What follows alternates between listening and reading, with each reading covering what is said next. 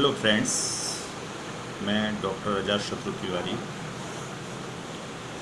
मैं ये कहना चाहता हूँ कि इस समय जो महामारी फैली है, या हम उसे महामारी कहें या नहीं कहें, लोग बहुत परेशान हैं।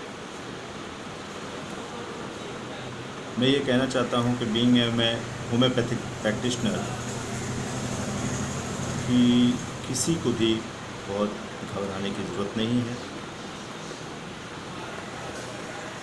हमें अपनी इम्यूनिटी पे भरोसा करना चाहिए, अपने इम्यून सिस्टम पे भरोसा करना चाहिए, और जितना हो सके नेचर्स लॉ ऑफ क्योर की तरफ जाना चाहिए अगर ज़रूरत पड़ती है किसी मेडिकेशन की। तो जैसा कि मैंने कहा, आई एम होम्योपैथ, सो मैं लगभग 15 साल से प्रैक्टिस कर रहा हूँ। मुझे ये कभी नहीं लगा कि मैं किसी भी एलर्जिक पर्सन्स या पेशेंट को या किसी भी लो इम्यून पर्सन्स को जो कि अपने इम्यूनिटी की वजह से ब्रोंकाइटिस के शिकार हुए, अस्थमा के शिकार हुए, या एलर्जिक राइनाइटिस है, उनको मैं ठीक नहीं कर सकता या नहीं कर पाऊँगा, ऐसा कभी लगा नहीं। क्योंकि लोगों ने काफ़ी दिनों तक बताया कि मैं सफ़र कर रहा था, 10 साल से मैं इस ब्रोंकाइटिस से सफ़र कर रहा था। और मैंने जब ट्रीटमेंट स्टार्ट किया तो मैंने सबसे पहले उनके इम्यून सिस्टम को स्ट्रॉन्ग करने के लिए उनको बातें बताई। मेरा लगभग आधे घंटे उनके इम्यून सिस्टम को स्ट्रॉन्ग करने के लिए जो मेजर्स अपनाने हैं उसको बताने में लगता है। बट अच्छी बात ये होती है कि लोग भरोसा करते हैं इस बात पे कि हाँ, हमारा इम्यून सिस्टम ही हमें ठीक रखता है, बशर्ते आप उनको अच्छे से समझा पाएँ। मैंने बहुत प्रयास किया, लोगों के साथ लगा, और ख़राब से ख़राब कंडीशन वाले, जिनको ऐसी कंडीशन होती है कि थोड़ा सा चलने पे भी सांस फूलता है, बोलने पे सांस फूलता है, हंस नहीं पाते ठीक से, और उन्हें इवन इन्हेलर्स की या ब्रोंकोडायलेटर्स की ज़रूरत पड़ती थी, तो उनको मैंने अपने मेडिकेशन के साथ साइड बाय साइड मैंने बहुत सी ऐसी चीज़ें बताई कि आप ऐसे ऐसे जो मैं इंस्ट्रक्शंस दे रहा हूँ उसको फॉलो करो। और अल्टीमेटली लोगों ने फॉलो किया। मैं बड़े इस समय गर्व से कह सकता हूँ कि मैंने हज़ारों पेशेंट्स को, मैं दिल्ली में भी और गुड़गांव में भी लगभग 3 साल एलर्जी सेंटर में रहा हूँ, और वहाँ पर एलर्जीज़ के ही पेशेंट्स आया करते थे। किसी को स्किन की एलर्जी है, किसी को रेस्पिरेटरी एलर्जी है, बट अल्टीमेटली उन्होंने जो भी ट्रीटमेंट लिए, they were taken suppressive kind of treatment, यानी कि चीज़ों को दबा देते थे। दवाइयाँ वो जो भी खाते थे उससे चीज़ें दब तो जाती थी, सप्रेस तो हो जाती थी, पैलिएट तो हो जाती थी, बट ठीक नहीं होती थी। और वो कहते थे कि जब से मैं ट्रीटमेंट लेना स्टार्ट किया तो मेरे पहले थोड़ा सा स्टार्ट हुआ था, अब एलर्जी का लेवल बढ़ता ही चला जा रहा है, और आज की डेट में 10 साल हो गए हैं, और ये मेरा लेवल जैसे कि आईजी लेवल आप जानते होंगे, इम्यूनोग्लोबुलिन्स वगैरह है, तो उसका उन्होंने बताते थे कि लोग कि मेरा लेवल पहले 200-250 रहता था, और आज की डेट में 3000 है, 4000। तो लोग ऐसी ऐसी कंडीशंस को लेके आते थे। तो मेरा ये कहना है कि if you are taking suppressive kind of treatment or palliative type of treatment, and you can't cure the allergies, because यहाँ पर आवश्यकता है आपके इम्यूनिटी को आने की, यानी कि एलर्जन से जो फाइट करते हैं हमारे बॉडी के एंटीबॉडीज़, एंटीजन आया और एंटीबॉडीज़ को लड़ना है। आपकी बॉडी में still there is no presence of any antibody. So how can you fight with the allergens or antigens? So हमारा जोर होना चाहिए कि हम अपने एनी टाइप ऑफ एंटीजेंस के अगेंस्ट में एंटीबॉडी तैयार हो जाए और वो नेचुरली हो। हमें किसी तरह के वैक्सीनेशन की ज़रूरत ना पड़े, किसी तरह का वैक्सीन ना लगाने की ज़रूरत पड़े कि हम अलग से इंट्रोड्यूस करें कुछ ऐसी एंटीबॉडीज़ या कुछ करें कि वो जाके वो। सो अगर आपका इम्यून सिस्टम अच्छा है, टैकल कर लेता है, तो any virus, even corona virus also, Covid जिसको हम लोग बहुत ज़्यादा परेशान हैं जिससे, your body can fight very easily. आपको पता भी नहीं चलेगा कि वो कब आपकी बॉडी में एंटर किया और कब आप ठीक हो गए। जैसे कि होता है कि आप टेस्ट कराना चाहते हैं, पता करना चाहते हैं मुझे सर्दी क्यों है, खांसी क्यों है, ऐसा ऐसा, ठीक है कराइए, बट इवन अपने बॉडी पे, अपने बॉडी के इम्यून सिस्टम पे भरोसा तो रखिए।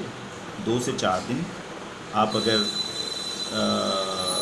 अगर इम्यूनिटी अच्छी है तो इससे ज़्यादा नहीं लगता है किसी भी वायरस को टैकल करने के लिए बॉडी को।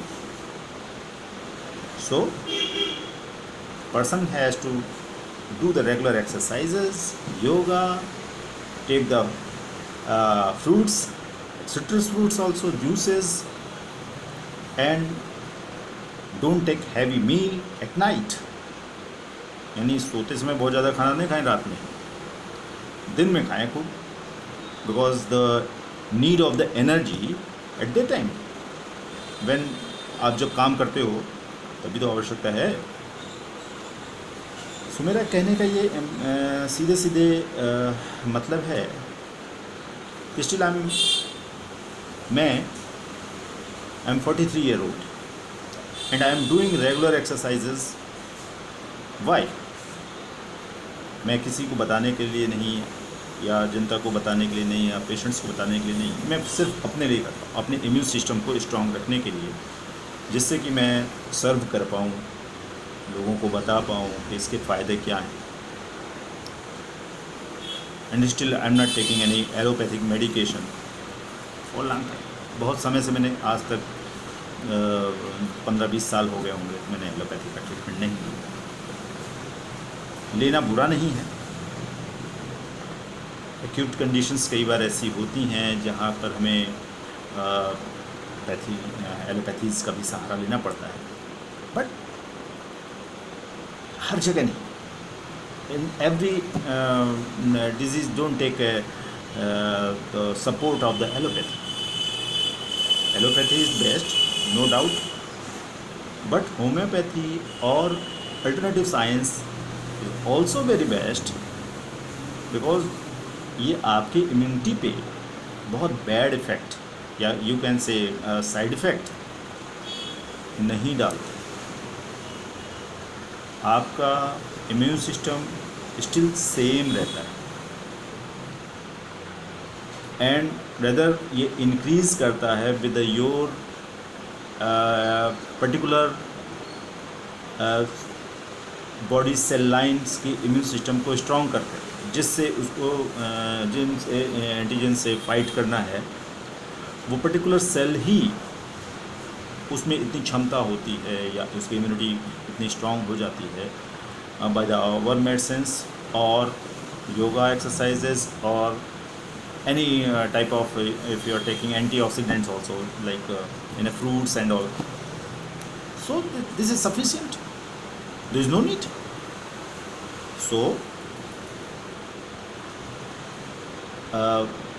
मैं यही कहूँगा कि आप लोग इम्यूनिटी पे ध्यान दें, इम्यून सिस्टम को स्ट्रॉन्ग करने पे ध्यान दें, और शायद 60-70 साल by being a male person, in female some lack is there because some problem in female after the 45 some like cessation of menses, so यहाँ पर थोड़ा सा उनकी इम्यून सिस्टम में थोड़ी सी कमी आ जाती है बिकॉज ऑफ कुछ हार्मोन्स जो उनके इम्यूनिटी को या उनके हार्मोनल बैलेंस, मतलब हार्मोन्स की वजह से जो चीज़ें बैलेंस में रहती थी वो थोड़ा सा अनकंट्रोल हो जाती हैं, या डाइट का अगर वो अल्ट्रेशन नहीं करते हैं, चीज़ों को नहीं ठीक से फिर आगे बढ़ाते हैं। जैसे एस्ट्रोजेनिक अगर वो हार्मोन था तो जो कैल्शियम के ऑस्टियोक्लास्ट एक्टिविटीज़ को सही रखता था तो वो ठीक रखता था, ऑस्टियोक्लास्ट एक्टिविटीज़ को नहीं होने देता था। तो बट एस्ट्रोजेनिक हार्मोन ना होने की वजह से ये ऑस्टियोपोरोसिस वगैरह की कंडीशन बढ़ सकती है। तो in female there is some lack because of some natural phenomena. So females को और ज़्यादा ध्यान देना चाहिए, लाइक डेयरी प्रोडक्ट्स यानी मिल्क प्रोडक्ट्स वगैरह को लेना ज़्यादा चाहिए, इस आयरन के कंटेंट्स को ज़्यादा लेना चाहिए, लाइक हरे पत्तेदार सब्जियाँ, केला, सेब, इवन गुड़। हमारे पहले पुराने ज़माने में गुड़ बहुत खाते थे लोग और गुड़ का प्रयोग करते थे। सो महिलाएं अगर इस तरह की चीज़ों का प्रयोग करती हैं या इवन पुरुष करते हैं, सो हमें किसी अदर सिंथेसाइज तरीके से मेडिकेटेड तरीके से किसी जैसे मेडिसिन को लेने की ज़रूरत नहीं है कि आयरन की आप कोई मेडिसिन लें या कैल्शियम का आप कोई मेडिसिन लेते हैं। So there is no need if you are taking such type of things. So be strong and do the regular exercises and take healthy diet. Okay? अगर मुझसे आप सजेशन लेना चाहते हैं और भी आगे भी मैं सजेशन देता रहूँगा। किसी भी पर्टिकुलर डिज़ीज़ के बारे में अगर आप सजेशन लेना चाहते हैं या मुझसे कंसल्ट करना चाहते हैं, देन आप मेरे मोबाइल नंबर पे कंसल्ट कर सकते हैं।